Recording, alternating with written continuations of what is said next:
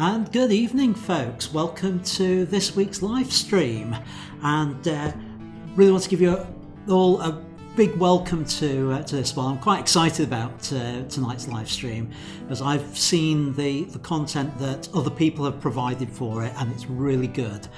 So it should be a great show tonight.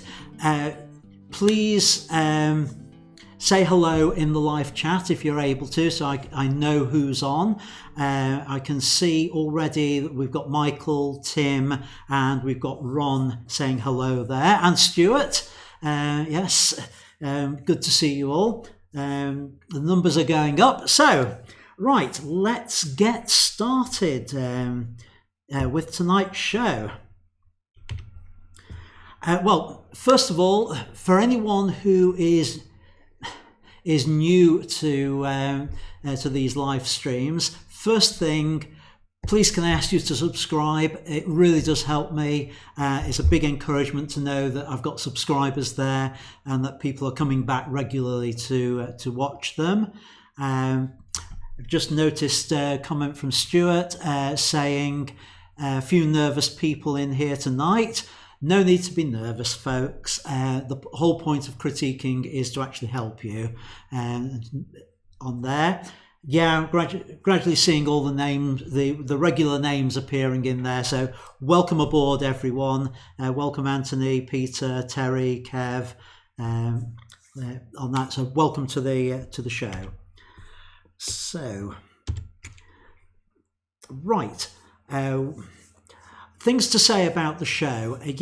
How does all this work? Well, the shows stay live on YouTube officially for a little over a week. In practice, some of the more recent ones have been up for a lot longer than that. But one of my jobs this week is to cut them down. There'll be a cut down version once I do that, and the full version moves over into my academy. And we've got Tim saying, he reckons he's got enough material to last much more than an hour. I'm not sure with tonight. I think it'll be about an hour on there. I don't really want to cut it down into two because you'll see why as it goes on. So I'm trying to move through this fairly quickly. Things will go into my academy eventually on there. If you've got questions, please put them in the chat, and I'll try and do them during the Q&A points. And if you're watching this on replay, put them in the comments. I do read all the comments and I reply to all the comments. And if you've got them questions during the week, please ask them either via email or through my Facebook group, and I can save some of those up for the next show. Right, so what have we got on the show this week? Well, we've got my usual news section to start with. We've got a beginner's critique training. Those who've been involved with the critiques may have seen this already because I let them have a look at it in advance, but for the benefit of anyone else, I'm going to play that in, and I'm going to do that early on so that that's the background to what we're doing tonight on there. We've got our 3-minute edit challenge on it, and we've got some critiques from 6 people, some short, some a little bit longer on that, all really interesting stuff, and the usual Q&A in there. So what's been happening during the week? Well, from my point of view, I've been working on getting some of my videos up, getting some of my videos up online. And on Tuesday, the latest 2-minute tip went up there, which was all about the aspect ratio tool within Lightroom and how that can be used with images. Please have a look at that. And the Wednesday, I got photo critique from one of the previous shows online. So if you missed it when it went out on, I think it was one of the very first shows, photo by Gary that Rick and I did a critique on. So you might want to have a look at that. Then on Thursday, I released a blog post all about the third in the series of the 7 deadly sins of photography. This week it was the turn of envy and how that can affect our photography. on Thursday I did a bonus video as well. Again, it was an extract from one of the live streams. It was one of the 3-minute edits. It was from Andy Callan on there. I've just seen a comment in here from Michael. May the 4th be strong with this one. Michael, this is not the bear you are looking for. Sorry. Right, let's carry on. Yeah, Friday, travelogue day, and video of a trip to the Azores. Getting a lot of traction, this particular video, a lot of interest in it. So if you haven't seen it, go and have a look on that one. It's a little bit different. I get to go for a swim in it. It was the first time I tried out my my GoPro in the water. So have a look at that one. Yeah, puns about the bear already. Right, I can see that in the chat. Yeah, how can you help with the live stream? Well, this should come as no surprise to you. Please subscribe to the live stream. That does really help. But a couple of other things which will help. One of the things that makes a difference to YouTube is me responding to comments. And I can only respond to comments if there are comments there to respond to. At the moment, the largest number of comments I get are from 2 different spam bots. So I'm feeling a bit lonely. So if you can spare the time to comment on my my videos on YouTube, I really would appreciate it. It really does help actually with the standings in YouTube, and I do need to increase my number of subscribers and my watch time on there. And on that theme, when you do see videos of mine, please hit the like button, assuming you like it, of course, because again, the likes are taken into account with YouTube and their algorithm as to how they present these to other people. So that really would help me if you can do that. On there, and obviously share the links to the show. I want to say thank you to Peter, who was sharing the link to the show to some of his friends on one of his Facebook groups. So hopefully there may be 1 or 2 people dropping in from that. So thanks very much for doing that, Peter. If you really want to help, you can join my academy. Details in the comments in the description down below. As ever, I've got my newsletter, and I'm also looking for images for the 3-minute challenge in the future. Okay, for a couple of weeks, but after that I will be needing some more. So let's get started with the whole topic of critiquing, and I'm going to start off by playing in the section from the beginner's course. And the reason we're doing critiquing tonight is because this is the one that I was scheduled to play in tonight, which is the critiquing video. So sit back and enjoy.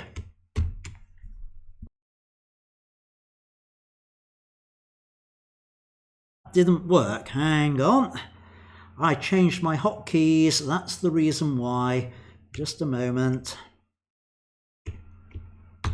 Hello, welcome to video 14 in the Composition and Point of View module, part of the Introduction to Digital Photography course. This time we're looking at the subject of critiquing. Previously, we've looked through our videos at the guidelines of composition, the rules of composition. We've looked at how point of view can take an ordinary image and make it into an extraordinary one. And the skills that we've learned in those videos, we're now going to put into practice as we learn to critique our photographs and those of others. So critiquing, we're going to look at it in 2 parts. First of all, why is this important to us? And secondly, how do we go about doing it? So why is it important? Well, it helps us to view our images objectively. And that's one of the most useful skills you can have as a photographer, to be able to see your images as others see them. The problem we have is we see in an image what isn't there. We remember everything about that image, the circumstances, the beautiful sunset as we created that travel image, the experience of working with a particularly good model. We remember the trip to a far out place, the walk up to the mountain. We remember all those things when we see the image. And that's not necessarily a bad thing. Photography is all about capturing memories and celebrate that. But if you want to expand that beyond those who were involved in creating that image, you need to be objective. You need to help people see the image as a whole and not have to rely on the things that aren't in the image. So we're learning to broaden our appeal. That's part of what this course does. Your photography, you presumably want to improve with your photography, otherwise you wouldn't be doing this course.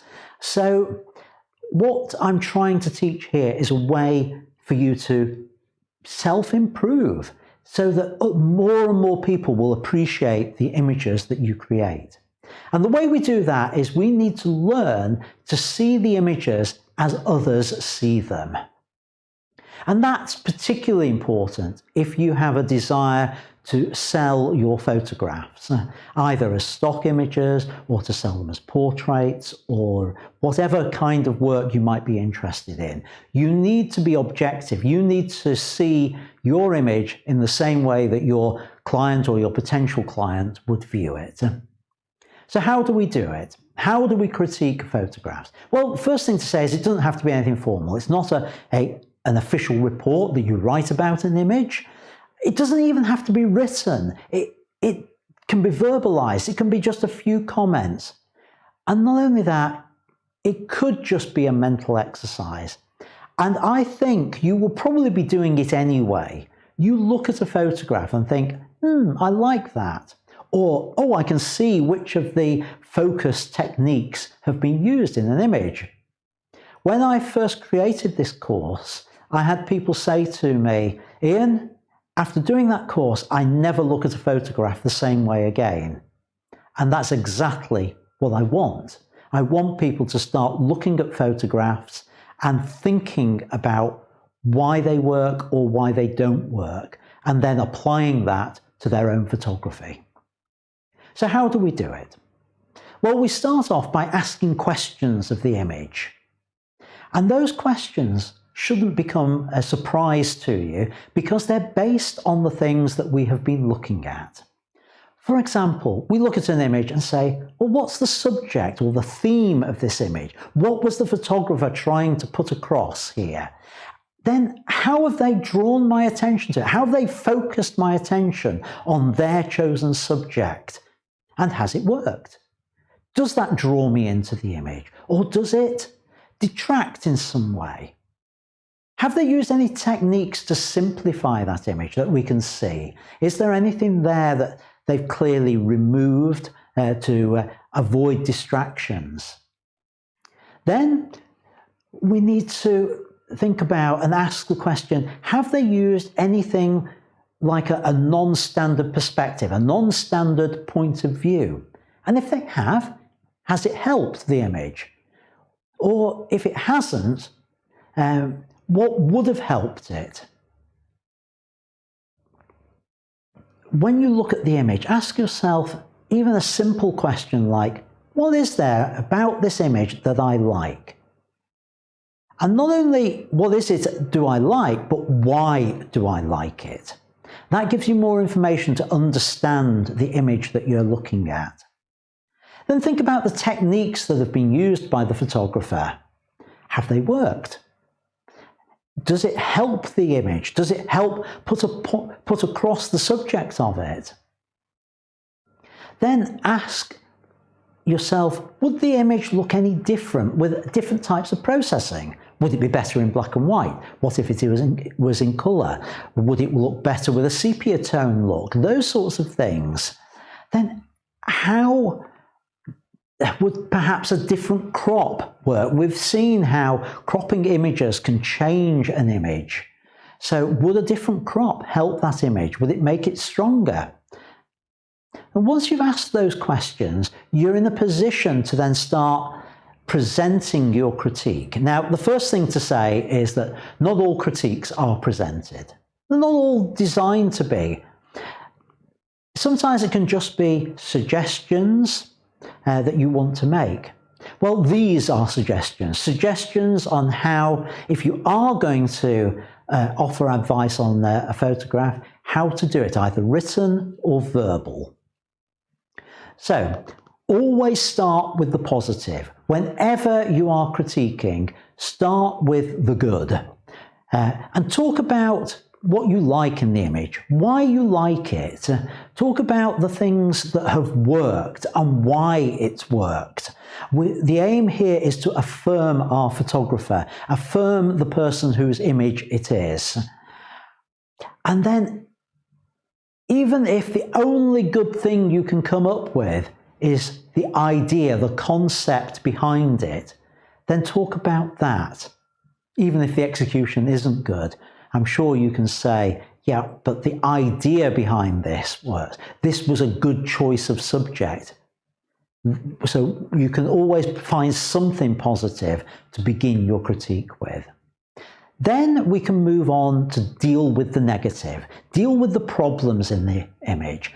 But it's not about slagging it off. It's about being constructive. It's about coming up with suggestions which will help the photographer. Talk about ways that the image could have been simplified if they've missed things. Is there something that's drawing the eye away from the subject? Is a crop a way of simplifying it? Those sorts of things you can build into your critique at this point. And if something just doesn't work, say so. I'm sorry, this doesn't work. But don't stop there. Talk about how it could be made to work. What could the photographer have done differently that would have worked? Then we move on to offering alternative approaches. So we've affirmed the positive. We've dealt with the negatives. Now we're going to look at alternative approaches with the image. Would a crop help? Would a different form of processing help? Would a different perspective or point of view help? What if they'd taken a step round to one side? Would that have improved the image? Would that have given them a better approach? You may not have the answer to all of these, but this is the point where you can make suggestions that even with a great image, that there's nothing wrong with it, at this point in the critique, you can offer alternatives and help the photographer to think about what other approaches they could have taken. And then finally, always finish on the positive. Somebody once said that when you listen to somebody speaking, the thing that they remember most is what they finish with. So finish on a positive. You want the person to go away thinking good about what they've done and having learnt from the critiquing process. So find something to affirm, reinforce those good points that you talked about at the beginning and say, yeah, there might be things you could do to improve, but remember, this is good. These things are good. So how do you get started with critiquing? Well, start by analysing your own images. And you've actually been doing that. If you've been doing the exercises that I've set forth in this module, then you've already, along the way of learning to critique, you've been identifying subjects, you've been identifying the focusing techniques in terms of focusing our viewers' attention. You've been thinking about how images could be simplified. But take it to the next stage. Start looking at images in newspapers and magazines or online or even my photographs, and start asking those questions of those images and seeing what you can learn from them, both the positive and the negative. And then try the techniques on your own photographs. Try and think of the image as if it was created by somebody else and you are analysing it. Because that's ultimately what we want to be able to do, to look at our images completely objectively as though they were created by somebody else. If you want to offer techniques, there are plenty of websites where you can go and do that. For example, on my own website, within the communities there, the forums there, there's a place where people can put images up for critiquing. And I would encourage you to do the same. Put some of your images in there and get feedback on them. I will certainly add feedback on there. There are places on Facebook where you can ask for critiques. I have a Facebook group where people can share images and people can ask for feedback on those images. Now, one thing I would say, whether it's on my site or anywhere else, don't offer unsolicited critiques. That doesn't go down very well. People only want, really need critiques when they're asking for it. But there's plenty of places people are asking, so use those sites. And if you're unsure about how to handle negatives, then start your critiquing by just going through the positives. I like this because, and concentrate on those aspects of the feedback that you're providing. So that's the end of my explanation about critiquing. So in the next video, which is still in the introduction to digital photography, still part composition and point of view, I'm going to leave you with another exercise to do. And this is an exercise on critiquing, which will help solidify the lessons that we've been looking at in this video. So join me in the next video. Bye for now. Right, so we're back live. I wanted to play that in. It is part of the training course that I'm putting together on in my academy, but it goes through the steps, and that will act as good background information for what we're going to do for the rest of this evening. So, as we move on then, let's move on to our first critique. And our first one is an image by David Jones, and the feedback and the crit comes from Terry Hewitt. So I'll give a few comments myself afterwards, but let me play in first of all Terry's comments on this. Let's hope I can press the right buttons. Hello, I am Terry Hewitt and I am undertaking a challenge for Ian Butterfield Studio. I am to critique this image provided by David Jones. Thank you to David for sending it to me. It is a very pleasing and attractive image with good composition. As you can see, for example, the centre line of the body is off centre, and good use of lighting. Good space for the man to look into. I particularly like the light on the face and of course the facial expression, the beads of sweat glistening on the skin, and the highlights of the rest of the body helping to emphasise the young man's shape and muscles. This is an excellent shot from behind the subject. You can still see plenty of the face and expression and even sufficient view of the eye. The message of the photograph to me is of this man's strength and composure.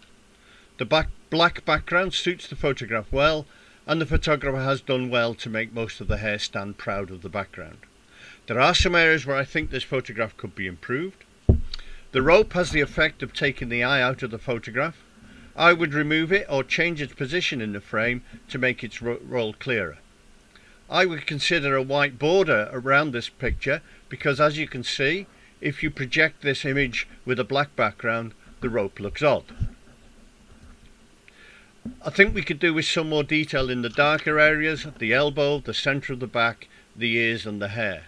The image is mostly dark tones with a few highlights, so I wonder if there is greater use of the black to white tonal range could be used to improve this photograph.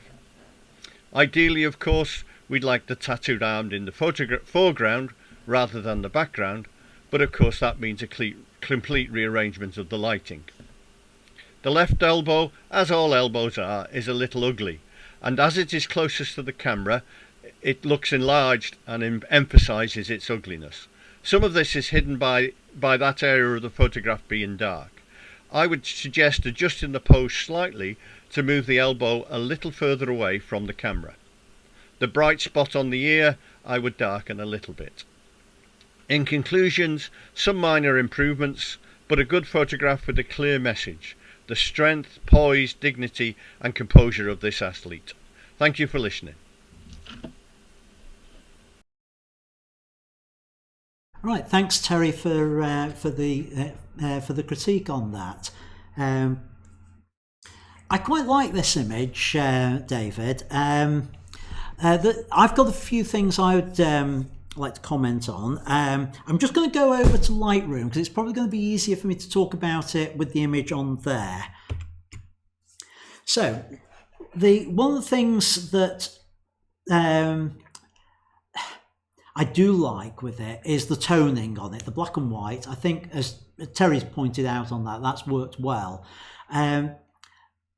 Again, I want to be very quick because we have got a lot to go through. But there's just two things I'd like to add to Terry's crit on this, and one is the hand here. That foreshortening effect makes the model, the subject here, as he's holding on to, I think it's a bar, isn't it, rather than a rope. Whatever it is he's holding on to, it almost looks as though he's a disabled athlete and that he's got a foreshortened arm. It just looks a little bit weird to me. So just be a little bit careful with that, David. The other thing is up here with the hair. Even zooming in, this edge here disappearing into the background. Now, I know you like sort of the darker type images, but I think you could just do that extra little bit of light onto the hair there just to provide that little bit of separation. And it might have been possible with just a reflector, just to bounce a bit of light back on there, but I'd try to do that, or just a little bit more light. It looks like you've got some light on the background. If that could have been just raised slightly to provide that separation, so that he's not disappearing into the background on there. So those are my comments on that. Hopefully that's helped you with that one, David. But overall, a good image, really interesting on there, and thanks for submitting it. So let's move on to our next item, which is the first part of Q&A. And just to say, for anyone who's new to the live stream, add any questions you've got into the live chat, or stick them in the comments if you're watching on replay on there. Do remember there is a delay that at the moment it seems to be about 30 seconds between me speaking and you hearing me, which can lead to some problems with questions and the timing of those coming in. So just get them in early so that things don't get missed on that. Or you can email me. The email address is on the screen, and I'll deal with questions in future live streams. I was given one question during the week, which I'm just pondering whether to try and deal with it tonight or to pull it over to next week. The question came from Peter. Let me just read what he said. He said, I'm thinking of getting a zoom lens. I'll be using it mainly in my studio and on location in gyms.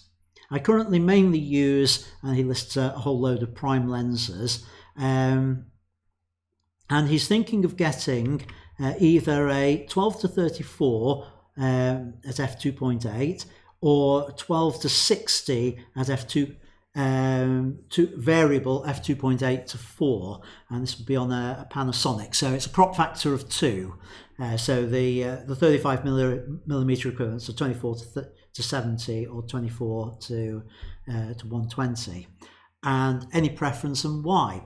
Well, very quickly on this, Peter, one of the things I would say about these is think about the use that you're going to put them to. You've said you're going to use them mainly in the studio, and one of the things to think about is if you're using it in the studio and you have a tendency to shoot wide open, that variable focal length lens could be a problem for you, because if you just zoom in, you'll end up changing your aperture on the camera if you're working at anything wider open than f4 on there. It's just something that could be an issue for you, so be aware of that. The other thing to think about is the other lens that you spoke of on there is the 12 to 35, which is 24 to 70. Now, it depends what you're doing in the studio. It's not really a portrait lens because for portraiture, you're really looking, well, officially 70 to about 130, 35mm equivalent focal length. And so that's really at the bottom end of that. And in terms of my own portraiture work, I wouldn't do portraiture with anything that's a wider angle than 50mm. You're just getting too much distortion on there. So of the two, it's a really difficult one. I would rather have a constant aperture lens, particularly when I'm likely to be shooting wide open. But equally, you want more towards a telephoto for portraiture work. So what's the answer? Well, with the lenses that you've already got, what is it that frustrates you about them? Why do you feel you need a zoom? And if it's because, let me just look at these lenses on here, that 50mm equivalents, 85. If it's basically that you're not able to come in close enough with them because they're too wide, then that kind of dictates what you're going to be looking for from the two on there. But those are just a few pointers. Do let us know how you get on with that, Peter, if you're watching tonight. So thanks for the question. Right, let's move on to our second critique. This one is an image from Anthony Didsbury, and the crit for this comes from David Jones. So let me press the right buttons and see if I can get this one to play. Right, okay. What I like about this image is, well, let me just say this to start with. This isn't my kind of image that I take personally. I'm more of dark shadows and studio stuff, but I don't do a lot of location stuff. But that being said, I really like this. I like the colours. I like the colour of her hair that contrasts with the background, the graffiti. You've got this big and bold. She's got an edgy look and feel to her. There's a lot I like. I like the angle, and it all adds to create a great image as far as I'm aware. Some of the things I'd maybe look at changing would be the crop. I'd probably put that in the square crop just to lose the plain brickwork in the right hand side. It's kind of a distraction. So I would probably put it in the square, and I would bring it a little bit tighter just underneath her breast so that she filled the frame with her face a lot more, just to add a bit more edginess and gravitas to it. I would probably add a little bit of contrast rather than pull the colours up themselves. Just add a bit of contrast to make them pop a tad. And the only other thing would be the glasses. Maybe bring out some detail and colour in the glasses, because normally you're fixating on the eyeballs as your focal point. I think in this case you can do that with the reflection of you in the picture. And I think that would work. But other than that, there's not a lot I dislike about it. Just from a processing point of view, just crop it with a square, contrast it a little bit more, and bring the reflections out. I should say it's not what I would take, but I like it. I like it a lot.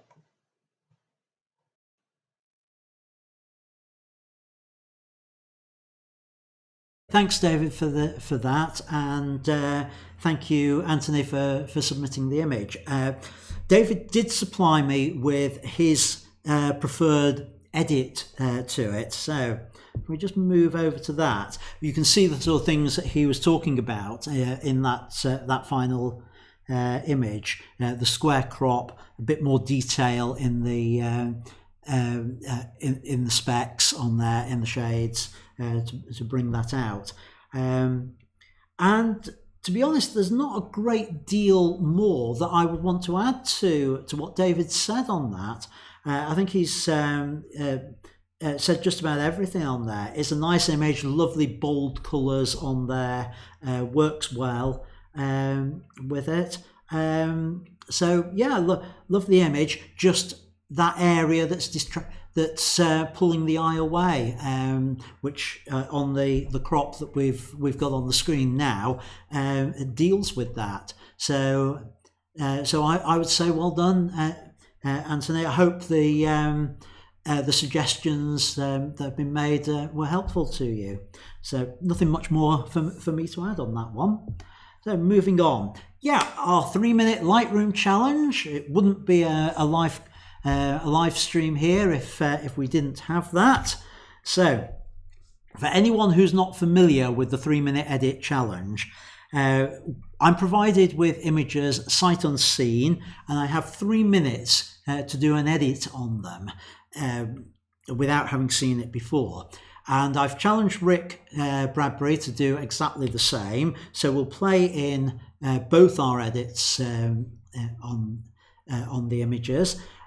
We are looking for some more. I've got one lined up for next week, and then after that, if I get nobody who's never had one done, I will be starting to not repeat images, but start taking images from people who've already had one done in the past. And I prefer to give preference to people who've never had one of these 3-minute edit sessions done. So if you want to submit, just drop me a message, put it in the live chat or in the comments, and I'll get in touch and give you some instructions on how to submit those. Nice to have new people on there for that.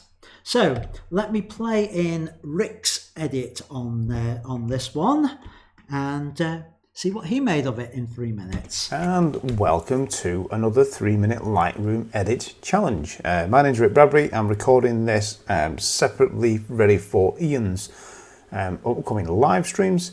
Today's image, which is not the one, as we know, in front of you, has been sent in by Stuart Rees. So thank you very much, Stuart, for sending them in. What the image is here in front is my standard light meter reading testing setup. Just so I can get a ballpark light meter reading at different distances, 3 foot, 6 foot, 9 foot, in the 120cm octa by Pixapro, so people can make a more informed decision before they purchase light. So how much can it output at full power, at lowest power at certain distances, and from those figures you can kind of work out things in between. So without further ado, we shall start the timer, and we will flip over to the image. Boop. Oh, no, come on, 3 minutes. There we go. Right, so we're going to go to the file as sent in, and this is the image sent in by Stuart Rees. So let's take a look. Now he has provided an edit as well, which is there, and we'll come back to that in a moment. So we have a portrait to have a look at. We'll get rid of that. Right, where are we? 2.5 minutes. Oh, 30 seconds already. So shot on a Nikon D750 24-105 f4 at 95mm, wide open at f4 ISO 1000. I am assuming this was constant lights, maybe? Yeah, possibly. I doubt it's going to be studio flash at ISO 1000 at f4. There we go. Speed lights could possibly do it, but even then maybe a bit too much power. So let's see. Now we can already see a fair bit of noise at ISO 1000, and this is my whole argument over constant lights versus flash. Flash wins, hands down. It will do more unless you want to do video. You're going to get far cleaner files. It's not that the camera's bad at ISO 1000, but we can have a sharper, more detailed image at a lower ISO. So let's get to editing this. Black and white or colour? Black and white or colour? Black and white or colour? I think I'm going to keep colour. Right, I am going to lift the exposure a little bit there. We'll go into the curves again. As you know, I don't do a ton of work on portraits myself in terms of any retouching and editing. A little bit of a punch on the highlights. I want to bring back some of the shadows. The problem is because we've shot at high ISO, we want to be careful of lifting the noise floor. At that point there we go. Maybe just take the blacks down a couple of points. Background's almost going to black. I'm expecting to see some blacks in the areas here. Don't care what's in the shadows down there. And we will see. So this was a tungsten-ish. Constant light maybe, we'll look at it. And we'll go a little bit more towards magenta. Let's go actually to there. A little bit of general contrast, not too much. And just a little bit of texture and a little bit of clarity. 15 seconds to do the sharpening, good grief, and maybe some noise reduction. Let's pop that up there, pop that up there. A little bit of sharpening there, and a little bit of masking. I think I'm done. Good grief.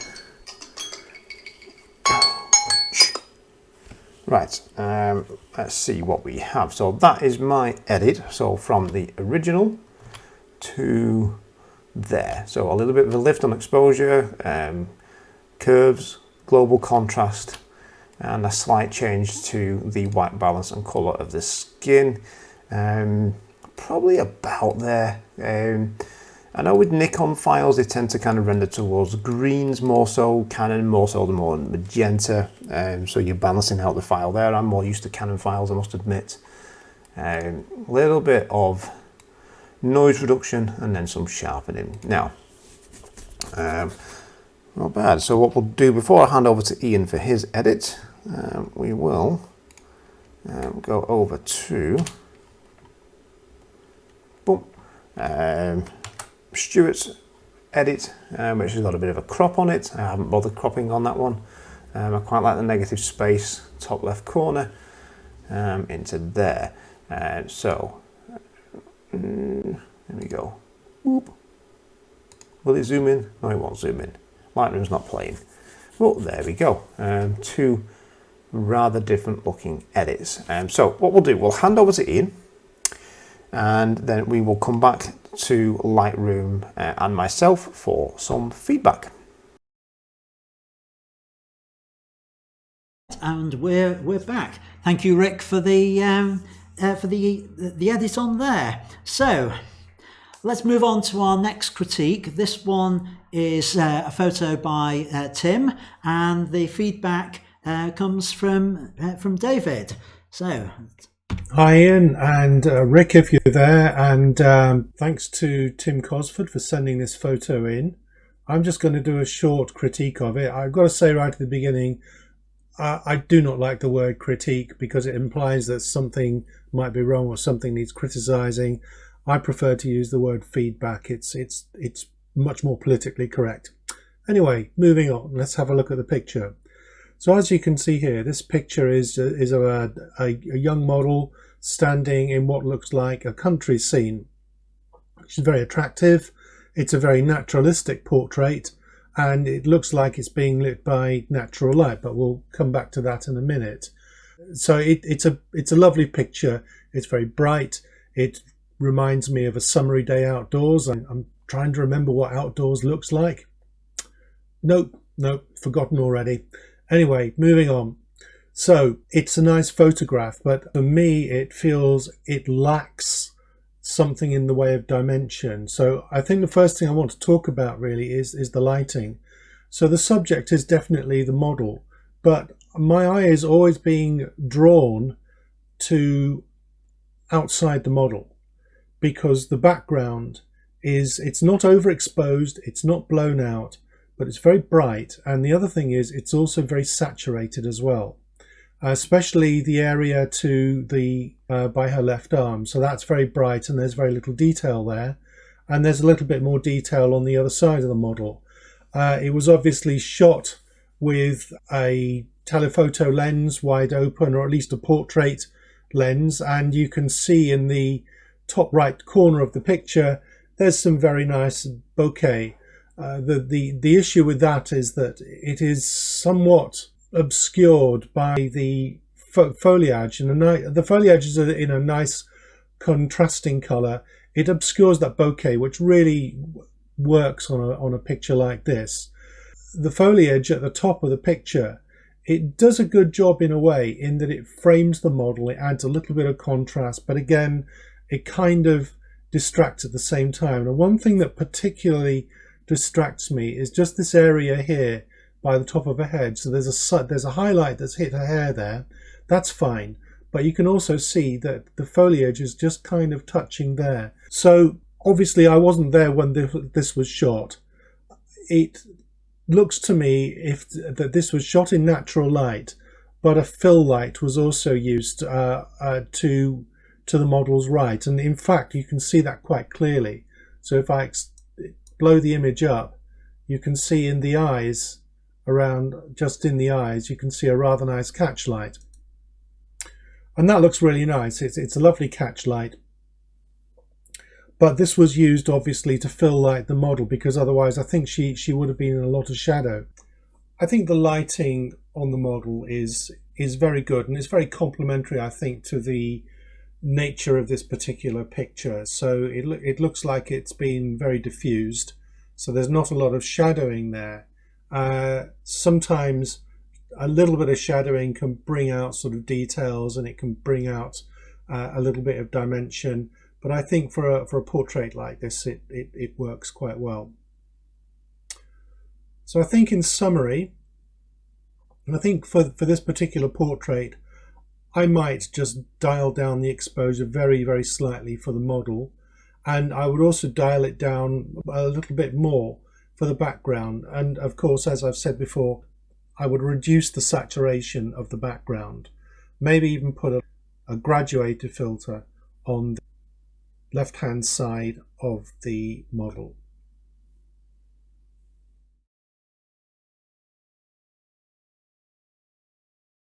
Right, thank you for that.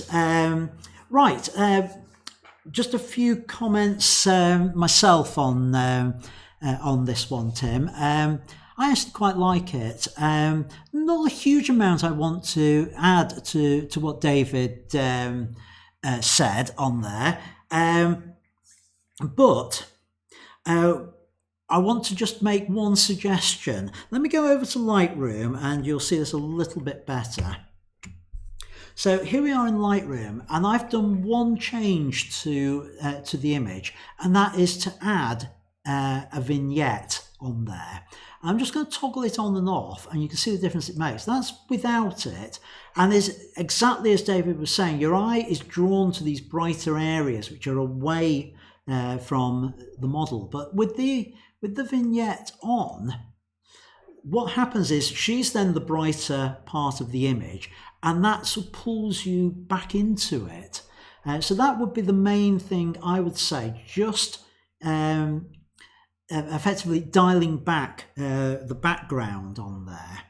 So if I bring myself back into the screen, yeah, that I did it in post-production, but if you're working with lights outside and you can overpower the sun, you can actually control that yourself. You can do that in camera by underexposing the background, by going to a faster shutter speed. Now that assumes that you've got sufficient output from your speed light or whatever flash you were using to be able to do that. But you can actually do it on location. You can do it in camera as well. So that's the main things I would add to that. But it's a lovely image. I like the expression that she's got on there. And I think you said when you submitted the image that you wondered whether it was one I'd already seen and provided feedback on. I don't remember seeing it before. So thanks, Tim.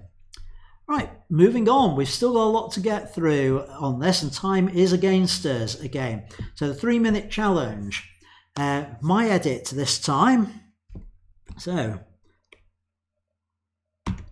Hello, welcome to another 3-minute Lightroom edit challenge. This time I've got an image supplied to me by Stuart. So let's get the timer started. Let's go over to the develop module on this. What have we got here? We've got an image of a model, dark background. Right, I would say my initial thoughts is it's slightly underexposed. Let me have a look at the settings that we had. F4.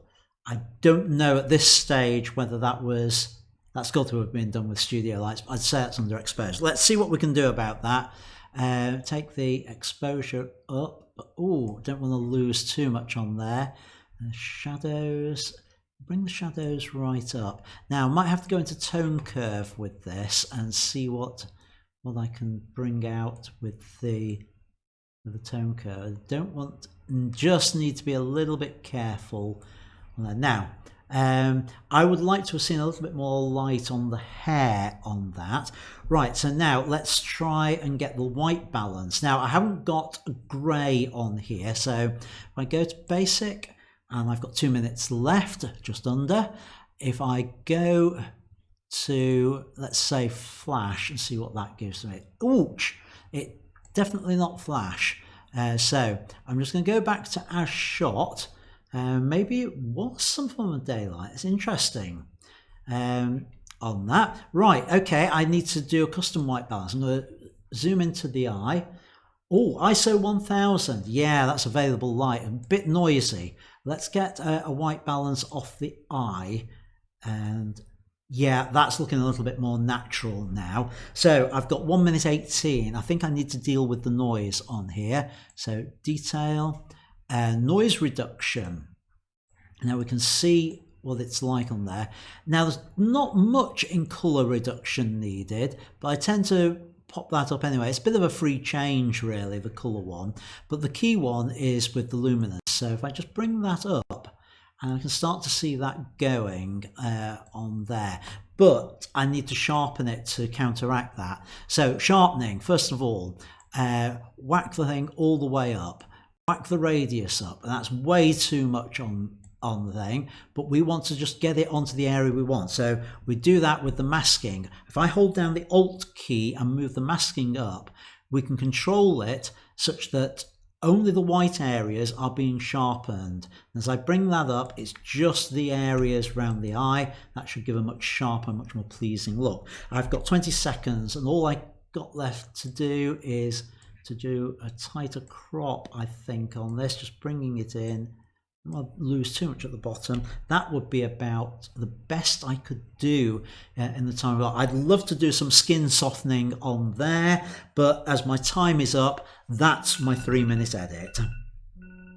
So let's have a look at this then. All right, that's the time up. What else would I do if I had a little bit more time? Well, looking down at the wrist here, we've got some marks on the wrist which I'd like to try and clear up with that. So I would probably just try something along there and see where that, yep, that's helped. A little bit more around here, a bit close to the edge on that. Yeah, I just need to bring that in a little bit. So yeah, I would do that with it. It needs, the problem with it is the high ISO on there, but I'll talk about that later in the studio when I provide a little bit of feedback on the image. But those are the extra bits and pieces. I would probably do a bit of skin softening possibly, although looking at it, it's not too bad on there in terms of needing to soften that. No, maybe I don't need to do any softening on that. So those would be my 3 minutes edits on that. Thank you, Stuart, for providing the image, and I'll hand back to myself in the studio.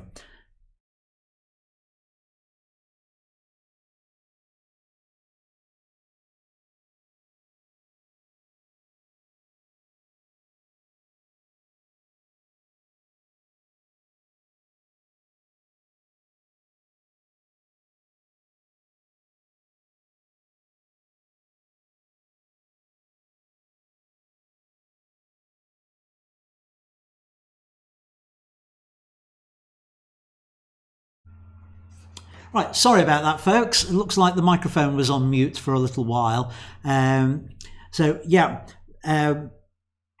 Moving on to our next critique. This one is an image by Terry Hewitt. The comments are coming in saying is it silent? Yes, I've realised. Image from Terry Hewitt and a critique from Gary. And this one I'm going to have to read. So hopefully you can all hear me now. On this, so let's get the image full screen, and here we go. Gary writes, Terry has clearly attempted a different approach to a standard portrait photograph by making the image in landscape rather than in the usual portrait format. The eyes are kept in the upper third of the image and are in focus. They are clearly the focal point, which has been accentuated by cropping. There is also use of negative space to the left. The image is lit from front left with part of the model's face in slight shadow. A shadow line from the nose has been avoided. However, the innermost corner of the model's right eye appears to be on the rule of thirds guideline. A more appealing image would be to have the centre of the pupil in that position, or perhaps the bridge of the nose. Also, cropping so much of the chin has given the image a rather unnatural look. At first glance, it appears as if it is an error. To my eye, a better image would have been by cropping closer and just having the model's eyes almost filling the frame, or cropping less, just close, close and including more of the lower part of the face. If the unnatural appearance is intended, this could have been accentuated by having the lighting more to the left side than the front, and leaving most of the other side of the face in shadow. This is well lit, well focused image, clearly differs from the standard portrait. Thought has been given to making it different. It just doesn't work for me as it is. Gary.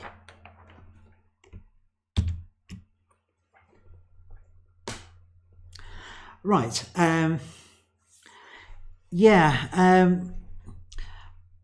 My thoughts on this. A couple of things to say. I'm going to go over to Lightroom for it, and I can make the points a little bit better in there.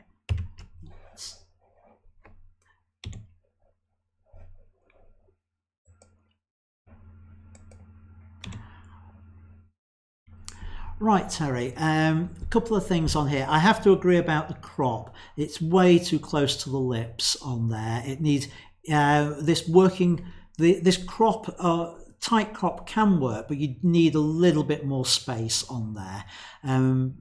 I think it's in a little bit too tight. The other thing I would say is I think it's over sharpened in that you can see every single pore of the skin on there. It needs a little bit of skin softening. We've talked about that in the past on here. So have a look at doing that, and perhaps don't sharpen quite as much. If you look, I've got a video on my YouTube channel. It's editing lingerie model Tatiana, and I go through skin softening on there. I also went through it 2-3 live streams ago with a portrait of Karen. If you look at either of those techniques and apply those to this, I think that would help. The rest, I don't want to add anything more to it. I think Gary covered just about everything on there that I would add. I do like the off-center crop with it. I don't have a problem with the rule of thirds. I'm happy with where it is on there. But just that tightness on it, I'm not quite so keen on. Right, that should take us to the feedback section of the 3-minute challenge. So see if I can get this one played in correctly. Okay, and we are back in Lightroom. So we have the two images here together. So why are they not zooming when they're linked? That's obviously a smaller preview file. Okay, no problem. One thing to note regarding this, and we'll go just quickly on your edit, Stuart. It looks to me, although I'd like to see the eyes a little bit closer, like it's had a little bit more work done on the eyes, lightening the browns of the eyes. And they're kind of starting to look a little bit fake as a result.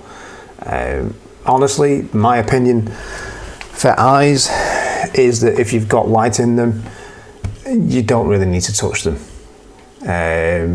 for the most part, unless they are very dark eyes. Then maybe you can do a little local sharpening to them, which if you do that through Photoshop or otherwise, it will change the local contrast on the highlights in particular, and we'll bump that a little bit.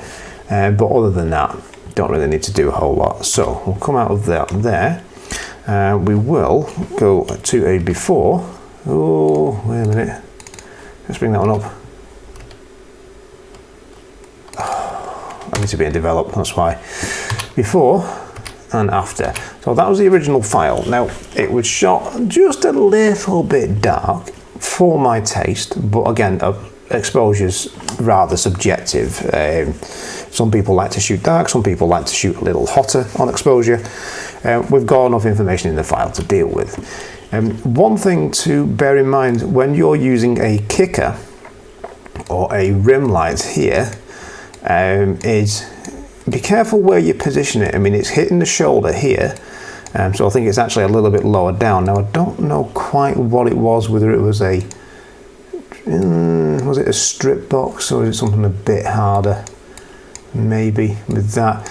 You want to be careful where you place it. If you've got a modifier that will give you enough spread that will hit the fabric down here for separation, hit the shoulder line, the neck to the ear, you can get away with angling it like more horizontal that way. Take it a bit higher, tip the edge of the strip box if you're using a strip box towards the hair, because it will light here and it will still hit the neckline, still hit here. You may start to lose just a little bit down this side, but hopefully it should cover you. It's just the hair kind of bleeds in just a little bit there. It's not really bad in terms of that. If you throw this image up onto, say, Facebook and their compression, then yeah, it's going to completely disappear. But that's Facebook for you. Nice light in terms of the key lights, some kind of gridded softbox there, which controls the light, keeps a nice dark background, good light in the eyes, shadows not dropped too low and across the lips, which is nice, good shadowing across the face to show the shape of the face as well, so that works really well there. I quite like the composition. Now I know in yours you cropped it a little bit, so you came in a little bit closer, and you can do that and that's fine. I don't mind having negative space. I've got a bit of a thing for it at the moment, so that works fine there. But going back to the point I made when I was editing the image, I mean, you can see that it's a little soft towards the edges of the frame here. It's probably going to be sharpest point towards the middle.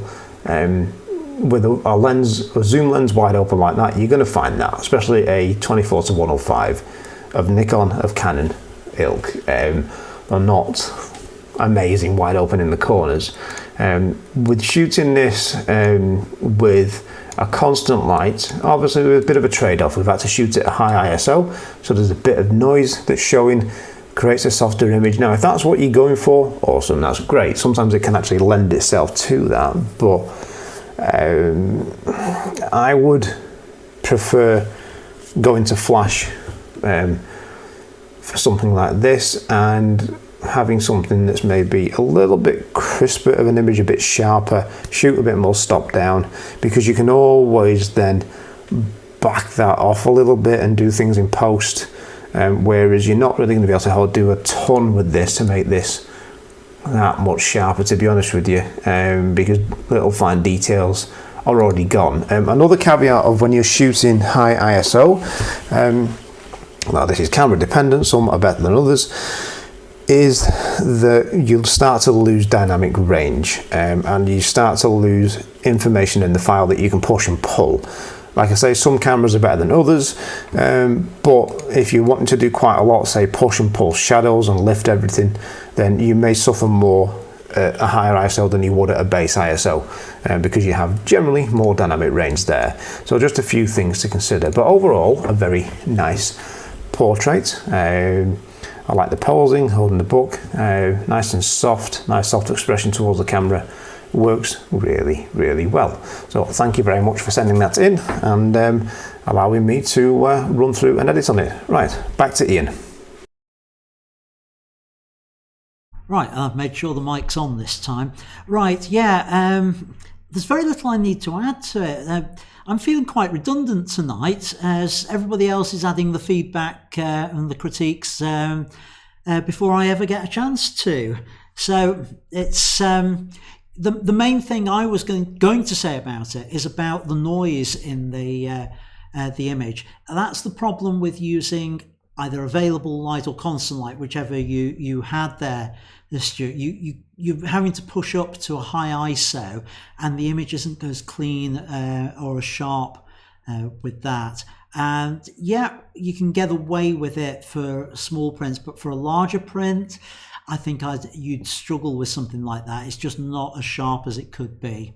So consider using flash of some form, I would say, rather than constant lights for it would be my main thing. And just watch that your subject doesn't disappear into the background. And Rick's already commented about it. I mentioned it briefly during my edit about making sure the hair is visible against the background. So those would be my main comments on that. So moving on, another critique. This is one of David's images, and the feedback is being provided by Kev Pack. So here we go. I'm Kevin Pack from Creatives Photography. Today I'm critiquing an image which has been sent over to Ian by Dave Boam. I hope I got your surname right there, Dave. Dave says his main interest is fine art, architecture and landscape photography, although he also shoots street, portraiture, and when the opportunity arises, events and music. Obviously there's not a lot of that going on at the moment, so he does a little bit of everything except sport or wildlife. The image we're looking at today was taken at the Twinwood Vintage Festival. So let's head over into Lightroom and have a look at the image. Right, so let's just take a quick look at some of the EXIF information for this. So it was taken, right back in August 2016, and the camera was a Nikon D750 with a Tamron SP70-300 lens. Obviously a zoom lens. Let's have a look at the photo itself. Just get rid of that so we can zoom into it a little bit closer. It's a nice, fun picture of the sort of event we're all missing at the moment. Obviously, this was a band on stage at the Vintage Festival. Now, I quite like the all these hands, the pointing and wagging fingers. That's quite an interesting shot. Let's have a look and see what it's taken at, because obviously this young lady at the front is fully in focus, as is the mic stand, and then it's all dropping off. So that was taken at, let's have a look, 1250th at f5. ISO 200, and it was taken out at 185, so it was a bit of a stand back and zoom in using the telephoto lens by the look of it. And the lens, let's see if there's a little bit more information about that. It's an f4 to 5.6 lens, so obviously it's probably towards the most open the aperture could go, and it was shot in aperture priority, so obviously that's why it's increased the shutter speed to compensate for all the light coming in the lens. Let's see though, if I was looking at this actual as a composition, I think I would have been tempted to actually zoom out a little bit, because you zoomed in quite closely there, but we've got some space and separation around this side of the image, but on this side it's just chopped off. I don't mind losing parts of somebody's head really, but this goes straight through the shoulder, so I think it would have benefited from actually zooming out a little bit and getting a little bit more space around this side of the image. Let's just make this a little bit larger. Yeah, so just to not chop through directly through the shoulder and to give some space perhaps behind the head. I think I would also have been tempted not to shoot straight on at this angle, so straight on looking at the sides of this particular singer here. We can see the first singer, and we can see just slightly out of focus the second singer behind her. But there's another 3 hands there, but all we can see is the arms. So I think I would have been tempted to slightly move to the left, so perhaps we could see at least the heads, even if they're out of focus, of the other 3 singers. But I think the main point of focus to me is all these pointy arms. So I'm thinking as well, I might have actually stepped down the aperture as well to get a little bit more depth of field. And the shutter obviously was, fine if you could do that. Let's just take a look at the colours as well.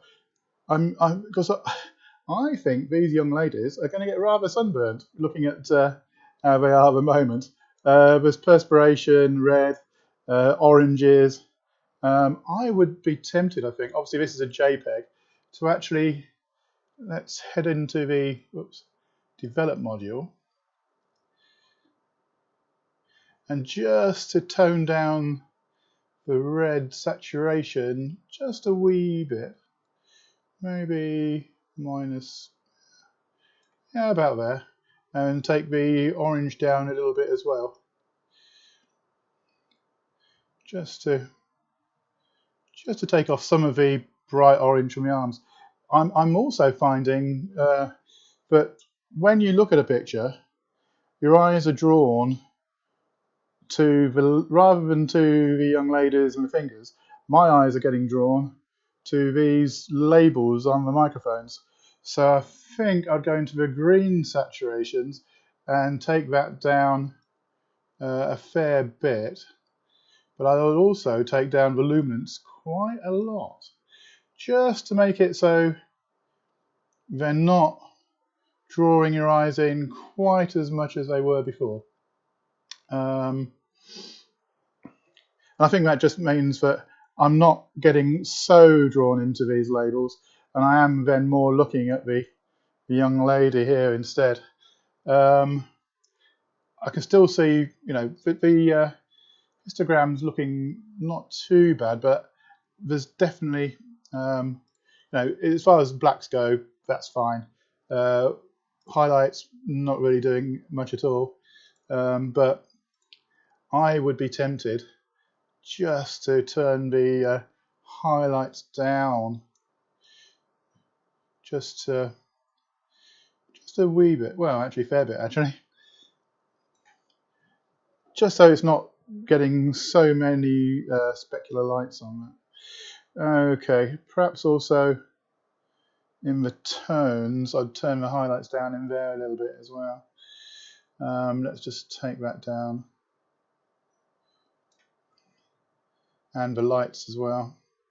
I'm not so bothered about the shadows in this one. Right, let's just see what that looks like compared to the original. So yeah, as you can see, labels are toned down a little bit. The burnt out patches on the head of both our singers are turned down a little bit as well. I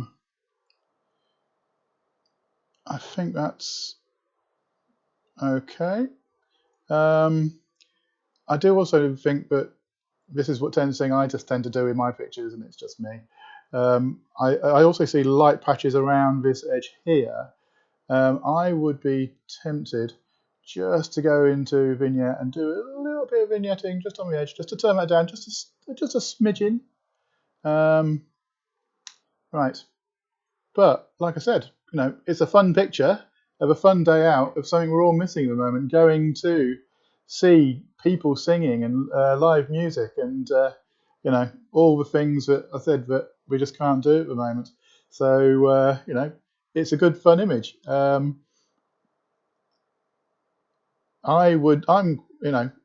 do think that this is the main point of interest, is all these hands. I wonder what it would look like actually, just as an abstract, just with those hands. But no, thanks for sending it in, Dave, and I'm hoping that these were constructive and helpful hints.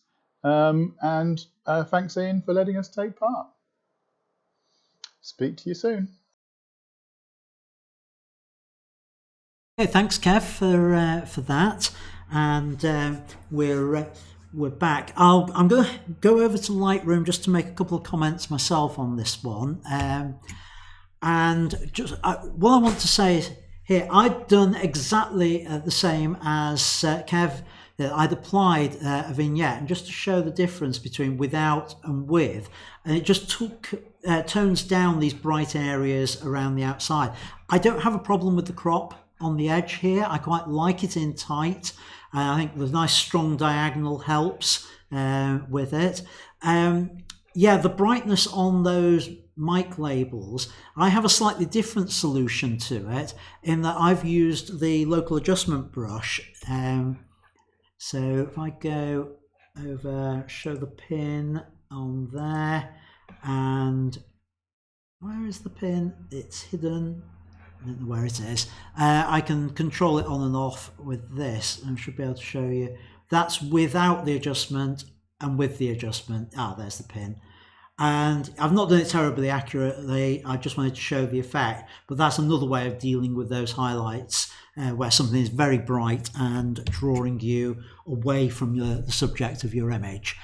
So that was my particular technique on that. Right, we're getting close to the end now, folks. Q&A live. Let me just pop over and have a look whether I've had any additional questions in. Don't think I have. So Q&A live is not going to happen because we've got no additional questions in the chat. If you've got questions for next week, do send them in. Let's move on to our final critique then, and then I'll just wrap up. So this one is an image by Gary Gabatas, and the crit comes from Stuart, whose image we've just been looking at in the 3-minute challenge. So let me play this one in. This is a critique of an image supplied by Gary. Unfortunately, it was downloaded from Facebook, so it's a very low resolution image and there's no EXIF data, so I'm not going to be able to comment on the equipment used or the settings. It's a picture of an old derelict wall, presumably from an old factory or warehouse or workshop type building next to a canal, and there's a more modern building just to the side of it. I'm looking at the image trying to decide whether the intention was to create a record shot of the wall or whether we're supposed to be looking for more of a story, maybe the transition from old to new. I'd be inclined to say that the intention was a record shot of the wall. I think if we were trying to show the transition from old to new, we would need more of the buildings in the frame. Looking at the composition, I think the horizon line is dipping down slightly to the left-hand side. Also, I don't think the verticals are truly vertical. If you look at the far right-hand side, The corrugated metal wall of the new building has got several verticals in it. The one at the far right hand side, we can see the bottom of one of the vertical lines, but we can't see the top of it. I think I'd be looking to correct the horizon and the verticals. It should only take a few seconds in Lightroom or some other software. While we're talking of the composition, the horizon runs right through the middle of the image. That's not usually the strongest place to put the horizon. We usually think of the rule of thirds and putting the horizon either on the bottom or the top third. It rather depends whether the main interest is in the sky or the foreground in those situations. In this case, I'm quite happy with the horizon where it is. We've obviously got the very strong reflection in the water, which means that the central composition is okay. At the top left-hand corner of the image, we've got a few branches with leaves. I think there's just enough there to make it look as if it was intended rather than the branches dropping in unintentionally. At the bottom left-hand corner of the image, we've got some grass, which presumably is on the side of the canal. I think that's useful because it adds a little bit of interest to that corner of the image, but also it helps us to get a sense of depth from front to back of the image. In the bottom middle and bottom right-hand corner of the image, we've got a few dead leaves on the surface of the water. It may look untidy in some people's eyes, but as far as I'm concerned, it's a natural sort of feature that we would expect to see, so I don't have a problem with it. Looking up the right-hand side of the picture, first of all, we've got the reflection of the building, and then we've got the building itself.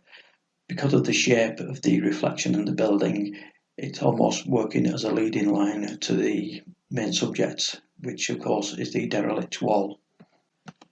Having talked about a few things that I'm quite happy with in the image, I think I've got to say something about something that isn't working for me, and that is the sunburst effect that's been given to the sky.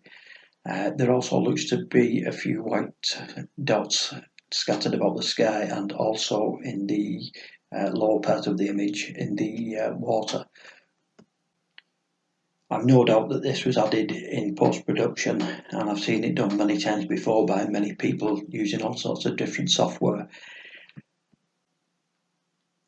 It's very rare, if ever, that I've seen one of these that I think has been anything like convincing. I think it's one of those things that you either love or you don't like it at all. I suppose it's like colour popping and white vignettes. The problem with these things is they may appear to be trendy at one time, but once the trend moves on, I think the images start to lose their appeal, whereas if it had been left just as a straightforward shot, then I think its appeal would have stayed for longer. It also looks like we had a pretty good sky to start off with. I think if we'd just done a little bit of processing, we could have got a bit more detail out of the clouds in the sky, and I think the more natural look would have been better, in my opinion. In conclusion, I think I would say well done to the photographer for actually getting out and taking photographs rather than sitting at home and reading about them or watching someone on YouTube showing you how to do it. I would also say well done for seeing the potential in this scene,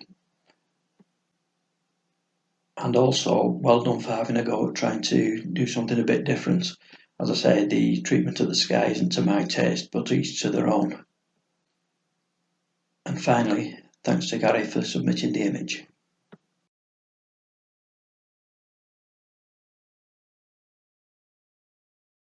Thank you, Stuart, for the feedback, the crit on there, and for Gary for that.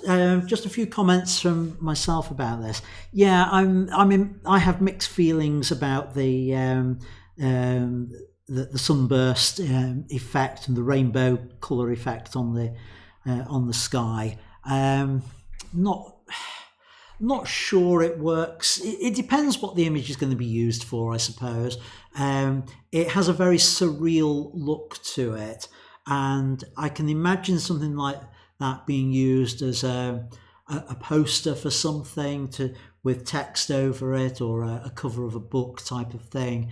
Given the right theme, it might work, but as a standalone image, not sure that effect helps. I do like the reflection on there, and the wall is intriguing in its own right. So there's good in there, and there's a few things which could do with a little bit of extra work on it, Gary. But yeah, well done for getting out and getting the shot, and thank you for submitting it. Okay, it's taken longer than I wanted. Tim was absolutely right. There was too much for an hour. So let's just wrap up. Thank you to everyone for watching. Want to say thanks as ever to Rick for his contributions with the 3-minute edit challenge. I don't say thanks enough to Rick for doing those. It really does help with the show. And thank you to everyone who took part tonight with the critiques and the submitting images. If you think it was useful, maybe not quite so many as 6, and would like me to do this again sometime, then just let me know. Let me know your thoughts. I am trying to keep these under the hour. I'm just failing miserably. Sorry on that. You know what I'm going to say. Please subscribe if you haven't done so already. Please leave comments on all the YouTube videos. I do need that to try and grow the channel.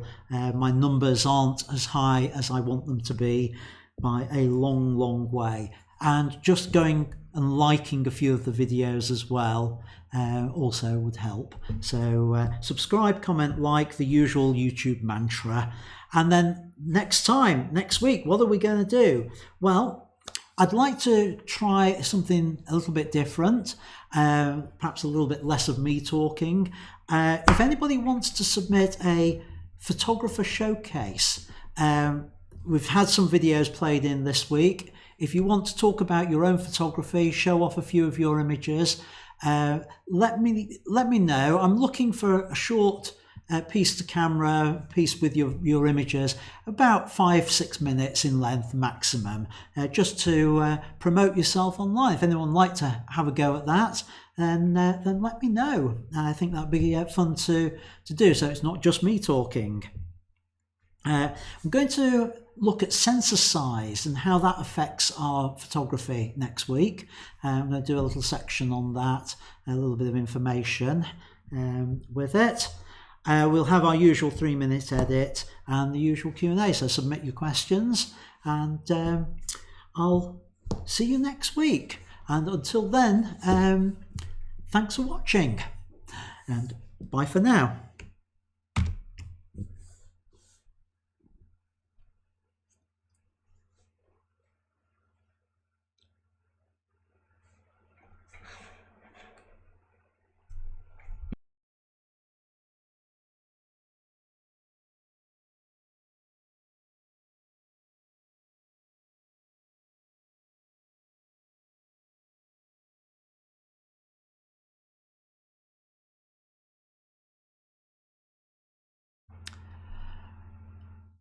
I'm just about to record my usual ending for the cut down version.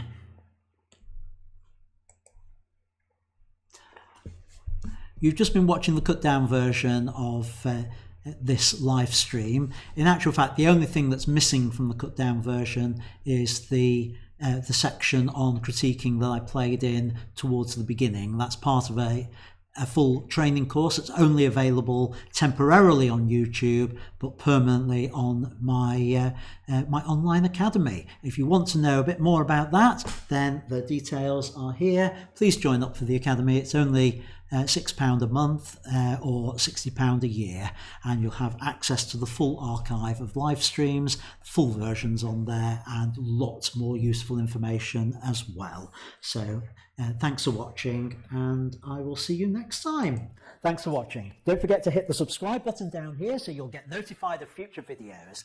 Up here is a playlist of videos similar to this one, and here's one specific video that I think you will like, whereas down here is one that YouTube thinks you'll like. Until next time, keep making great photos. Bye for now.